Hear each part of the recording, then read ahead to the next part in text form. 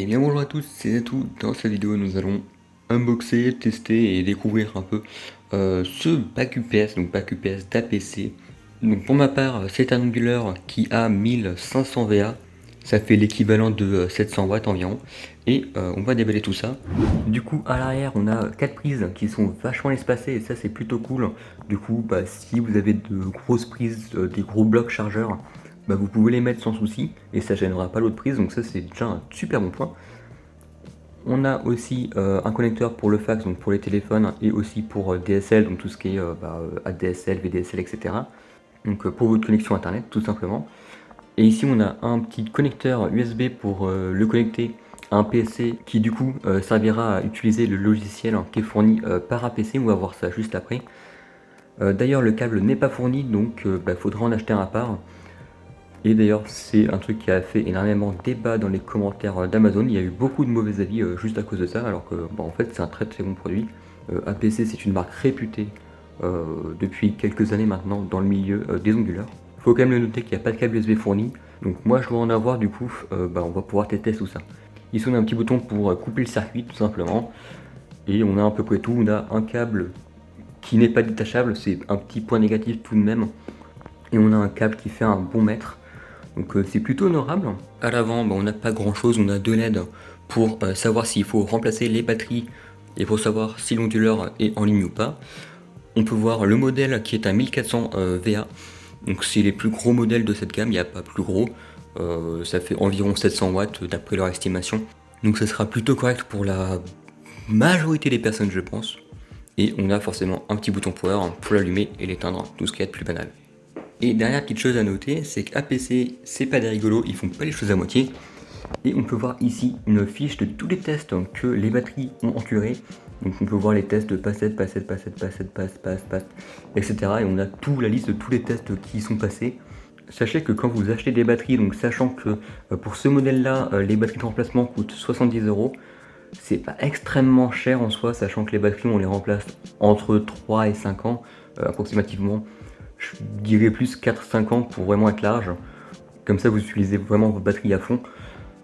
Et franchement je trouve que le prix pour les batteries sont plutôt honnêtes, ça va. Et surtout que ils refont de toute façon tous les tests de batterie, comme ça vous êtes sûr de ne pas recevoir des batteries défaillantes, ce qui serait plutôt désagréable. Donc du coup c'est parti, on va devoir désinstaller tout ce bordel monstrueux. Il y a toute mon infra dessus, donc il y a mon NAS, ma box, mon serveur Proxmox, donc ça c'est mon serveur de virtualisation, et évidemment le PC principal, forcément, qui est dessus. On peut voir ici que c'est un bordel monstrueux, j'ai multiprise sur multiprise sur multiprise sur multiprise, c'est déconseillé totalement de faire ça, ne faites jamais ça. Ça va, j'ai des plutôt bonnes multiprises, mais tout de même ce n'est pas à faire, donc ça va vite être dégagé, et je vais mettre du coup tout sur la PC. Comme ça, en cas de coupure de courant, j'aurai pas de souci avec le NAS, j'aurai pas de souci avec mon serveur de virtu, et j'aurai pas de souci aussi avec mon PC forcément. Et évidemment, je mettrai aussi ma box dessus, comme ça j'aurai toujours accès à internet, même en cas de coupure de courant. Me revoilà après l'installation, donc le NAS redémarre. J'ai allumé l'onduleur. Yep, donc du coup le système il est en train de booter. Hop, le NAS est en train de démarrer. J'ai réinstallé du coup tout mon réseau. Et plutôt galère en fait, parce que du coup c'est très chiant avec tous ces câbles, c'est un enfer. De toute façon ça va être refait, parce qu'en fait le problème c'est que j'ai des câbles de 5 mètres, j'ai un vrai câble de 5 mètres ici, pour aller de là à là, c'est stupide, mais j'ai que ça sous la main pour le moment. J'attends des câbles de 50 cm qui devraient arriver d'ici quelques jours. Et donc du coup, voilà mon installation. Donc ce que j'ai fait, c'est que j'ai branché au dos de ce gars-là, deux multiprises, donc mes deux plus grosses, donc une de 6 et une de 5. Et le PC, donc lui, il est branché directement sur lui aussi. Et ce qui fait qu'après, tout le reste, donc ce PC là, ce NAS là, etc., tout est sur les multiprises. Donc après, il faut s'arranger avec les prises, parce qu'il y a des prises plus grosses que d'autres. Du coup, un peu galère. Mais après, une fois que c'est fait, ça marche super bien. Et donc dans l'opération, du coup, j'ai pu retirer quand même une multiprise sur les trois, donc c'est plutôt cool. Forcément la plus petite, ça me paraît évident. Et si j'ai besoin de rajouter des multiprises, j'ai encore une prise disponible. Ici on la voit pas trop bien, c'est un peu le bordel, il y a trop de câbles. Donc n'oubliez pas de mettre ce petit connecteur jaune là bien dans sa fente, sinon ça marchera pas. Et donc maintenant la seule chose qui me reste à faire, c'est de prendre ce câble et de le brancher au cul du NAS, donc ça va être, ça va être un peu galère de passer par là-bas. Hop, je vais mettre le câble ici, et puis je vais le brancher, et on va démarrer ce gars-là. Du coup, l'onduleur est branché sur le PC, on peut le voir tout simplement parce qu'il y a BackUPS 1400U qui est indiqué dans mes appareils USB connectés à mon PC. Et du coup, ce qu'on va faire, c'est que je mettrai un lien en description pour que vous aussi vous puissiez télécharger le logiciel PowerShoot. Je mettrai aussi un lien affilié Amazon de l'onduleur si ça vous intéresse. Et on peut du coup télécharger via ce bouton le logiciel PowerShoot. Moi je l'ai déjà fait, du coup ce qu'on va faire c'est qu'on va aller dans mes téléchargements. Et ici on peut voir qu'on a un petit exécutable. Donc tout simplement on va le lancer pour voir ce qui se passe. Donc ici on va juste cliquer sur suivant comme d'habitude. On va accepter les termes du contrat de la licence du logiciel. Suivant, le chemin d'installation il me convient et faire suivant aussi. Et le logiciel s'installe. Donc il y a une petite pop-up, donc est-ce qu'on veut activer les notifications de mise à jour du logiciel? Personnellement je vais les enlever, ça m'intéresse pas forcément, et envoyer des informations sur la qualité de l'alimentation, pareil, ça m'intéresse pas forcément, donc on va juste tout désactiver et cliquer sur OK. Donc ici on peut enregistrer notre produit en ligne, donc moi je vais pas le faire pour le moment, peut-être que je le ferai plus tard, en tout cas pour le moment ça m'intéresse pas. Et on va tout simplement fermer le logiciel. Donc du coup le logiciel se démarre, et donc plutôt intéressant, on peut voir, bon, on peut mettre le prix qu'on paye de notre kilowattheure. Alors j'en sais absolument rien de ce que je paye, parce que c'est pas moi qui paye la facture d'électricité tout simplement. Du coup je vais laisser par défaut 0,07, ça me paraît plutôt pas mal. Donc, je vais cliquer sur OK, hop, et du coup nous voilà sur le logiciel. Donc on a plusieurs petites choses. Donc c'est plutôt intéressant, donc là on peut voir la consommation d'énergie qu'on a, le prix que ça nous coûte par jour. On peut voir l'autonomie estimée, donc là par exemple, si je débranche au secteur, on peut, normalement il devrait me rester 15 minutes d'autonomie, donc c'est vachement bien quand même, parce que j'ai quand même 3 machines, plus pas mal de trucs autour qui tournent, et on peut voir la source d'alimentation, si c'est sur secteur ou sur batterie, donc un petit logiciel plutôt sympathique. Bon, ici on peut changer les consommations, donc là on a par mois, par an, etc. Donc premier onglet, c'est l'onglet fonctionnement. On peut voir du coup tout ce qui est un peu panne de courant, perturbation électrique, etc. Donc les sous-tensions, les surtensions aussi. Donc on peut voir, donc pour le moment j'ai pas beaucoup de données forcément parce que je viens à peine de l'installer. Normal. Si je regarde l'état actuel de l'onduleur, on peut voir la charge qu'il est en train de délivrer. Donc on peut voir que toute mon installation, elle consomme 231 watts. Ici on peut voir que la capacité de la batterie restante est à 100%, donc apparemment la batterie, l'onduleur est livrée chargée, donc ça c'est vachement cool quand même. C'est tout con, mais c'est quand même très agréable de voir ça. Ici on peut voir du coup la consommation par jour en kilowattheure, etc. On a des petites informations qui sont super cool. Ici on peut exécuter un test de notre onduleur pour savoir s'il faut changer les batteries. On peut voir ici là, etc. Si tout va bien, si tout se passe correctement, etc. Donc ça on l'a déjà vu tout à l'heure. Ensuite dans la configuration, donc ici on a quelques petits trucs. Donc on peut par exemple rechercher les mises à jour de notre logiciel. Moi j'en ai pas, je viens d'installer, c'est normal. On peut activer les notifications quand il y a besoin d'une mise à jour. Donc moi j'ai pas vraiment envie, donc je le mets pas.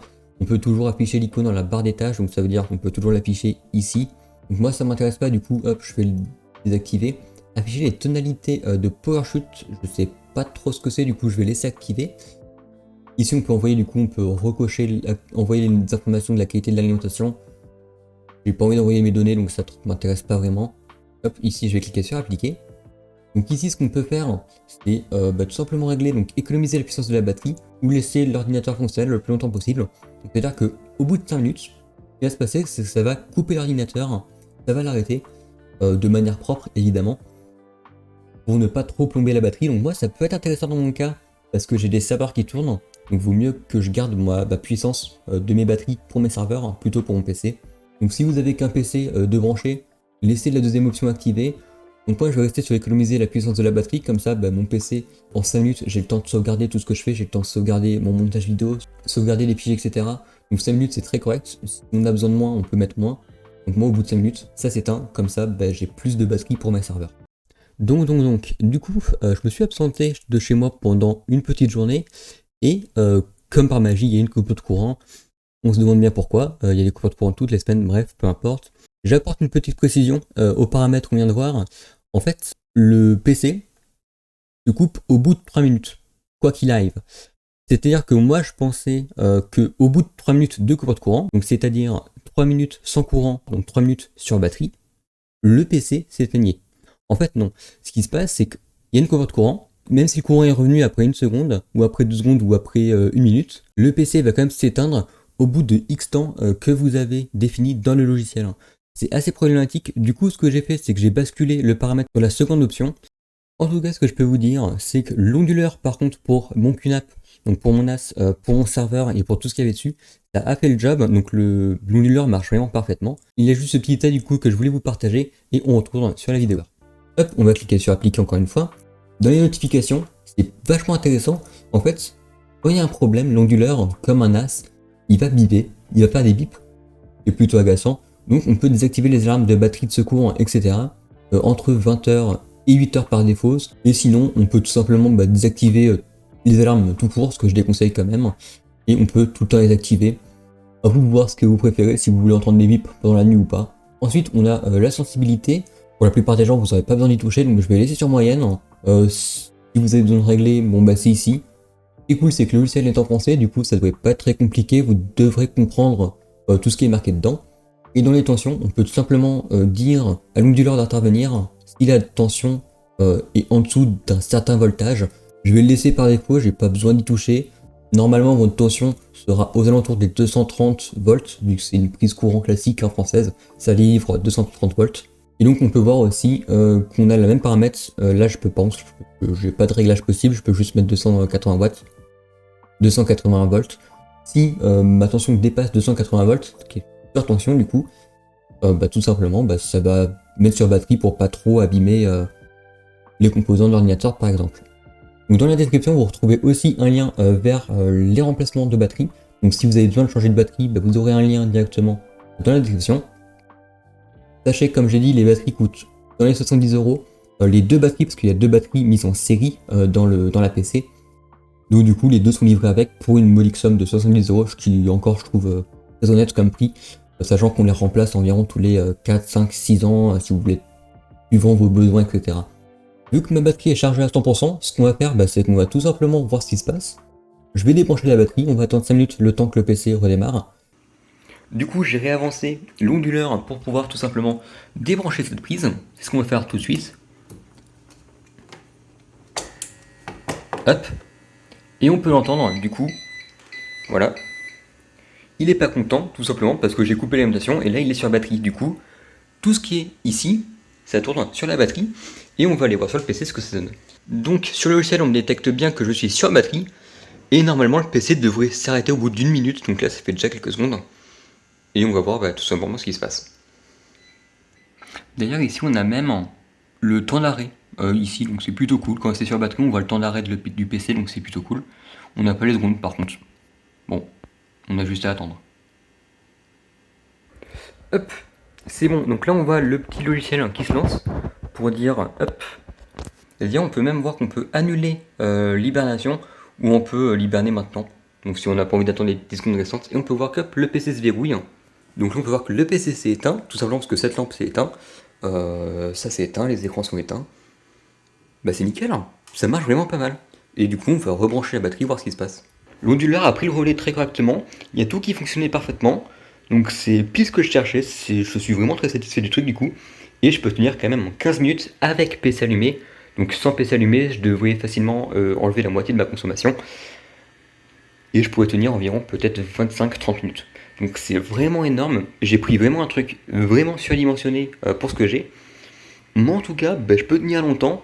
Et l'avantage, c'est que je vais pouvoir foutre beaucoup plus de choses dessus. Et ça, c'est cool. Donc du coup, maintenant, il ne reste plus qu'à parler d'une chose, c'est le bruit. Question de bruit, l'onduleur tout seul, on entend un peu de noise coil. Le fameux bruit, le petit bruit qu'on a de l'électricité qu'on entend. Donc le bruit ambiant, franchement, ça couvre le bruit que fait l'onduleur. Le seul moment où il peut faire un peu de bruit, du coup, c'est quand il se recharge.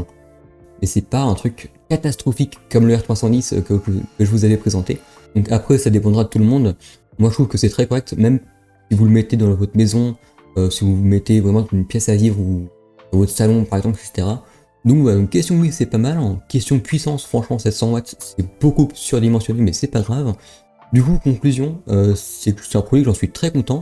Donc moi, je l'ai eu à 150 € sur le Black Friday. J'en ai profité. J'ai hésité longuement, mais je me suis dit, bon, faut quand même que j'en prenne un. Donc je l'ai pris. Et j'en suis vraiment très très satisfait. Même niveau remplacement de batterie, même les batteries, je trouve qu'elles sont pas si chères que ça, pour le sachant qu'on les garde quand même super longtemps. En tout cas, cet unboxing, test, présentation, appelez ça comme vous voulez, est terminé. J'espère que cette vidéo vous aura plu. Comme d'habitude, si vous avez des questions, etc., n'hésitez pas à venir sur le Discord. Donc le lien est en description comme toujours. Et sur ce, on se dit à la prochaine. Ciao, ciao.